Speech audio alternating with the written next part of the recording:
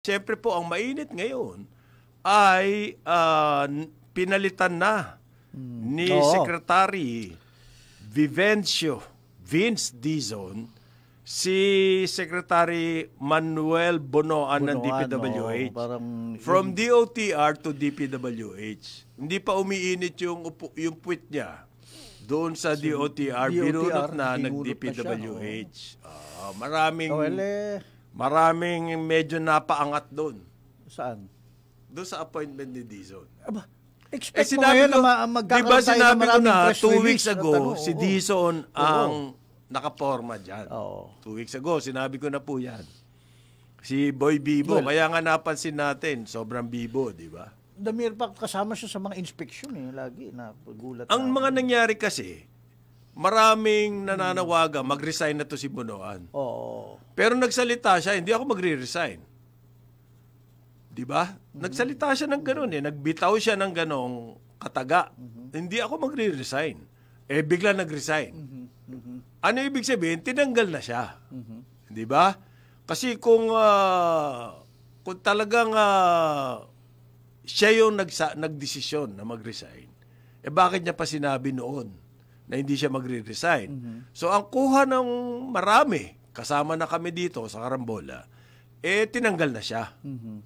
Bakit siya tinanggal? Kumbaga, siya lang ang sumalo ng lahat ng kasalanan sa DPWH, ganun ba? In 3 years, lilinisin mo yung nangyari in the past 50 years na puro kalokohan dyan sa DPWH. Fake na yung project. Siyempre, fake din ang receipt. Yes. Ang hindi lang fake yung pagmumukha nito, makakapal talaga Yan ang hindi. Pinakagwapo raw na contractor, nakita niyo ba yon? Yung photo ng pinakagwapong contractor. Kasi ang ganda ng girlfriend niya So sabi ng girlfriend, nag-post, pinakagwapong contractor. Ito. Mukhang baboy ang gago Pero yung sa girlfriend, pinakagwapo yan. Gwapong-gwapo yun. At saka labing-labing sila Labing-labing. Yan yung kukuha ng tax amnesty nitong si Ralph Recto. Good morning sa inyong lahat. Good morning. Mapabibo kayo o hindi bibo. Good morning. To all the bibos in town. To all the bibo. Ang original bibo. Ang dami mong bibo Siyempre, yung bagong DPWH, original bibo yun. Parang chaleco yan. Yan, kumbaga, yan yung si Uncle Bibo.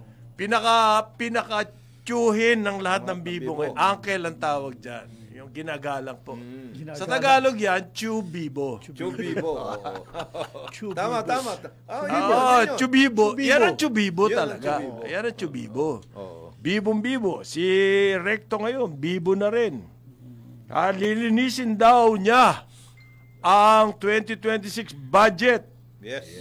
Nagkakabibuhan. Ang customs, bibong-bibo. Yan. Nakahuli raw sila, 12 kotse ni Diskaya. Naglalabas na sila ng mga tax audit orders. Sa BIR naman yan. BIR pala yun. BIR yan. Ibang klaseng bibo yan. Yung isa pang bibo, doon sa house. Kasalanan daw lahat ni Duterte yan, flood control. Matagal na namin sinasabi. Ayan. Yung bibo ngayon, yung taga taga Manila. Laging kasalanan dapat noong nakaraang administrasyon. Pero kaya nga maingat si BBM. Na sinabi niya, imbestigahan nyo yung panahon lang natin. Kasi ma-accuse siya, laging sinisisi yung previous administration. Ang hindi mo nabanggit na Bibo? Na pinsan ni Uncle, ni Cho. Chubibo? Ni Chubibo. Sino? Si Isko. Si Isko. Pinsan yun, pinsan. Magpinsan. Ano rin yun? Magpinsan yan. Maliksi rin na Bibo yun, bro. Ibang Bibo yun. Pinsan yan. Bibuwak yun Bibo. Tapos, ang isa pa, ito. Yun yung labas ng labas. Labas ng labas, wala na sa opisina. Tapos ito. Ito pa, Chibo. Ito ba? Ito naman, pinsan din ito. May pagkatita ito May pagkatita. Si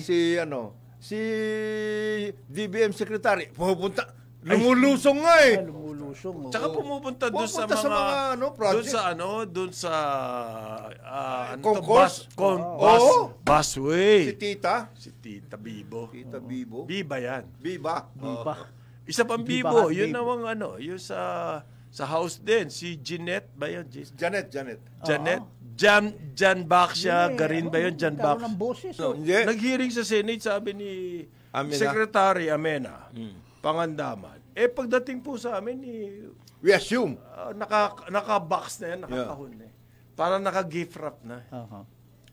Oo.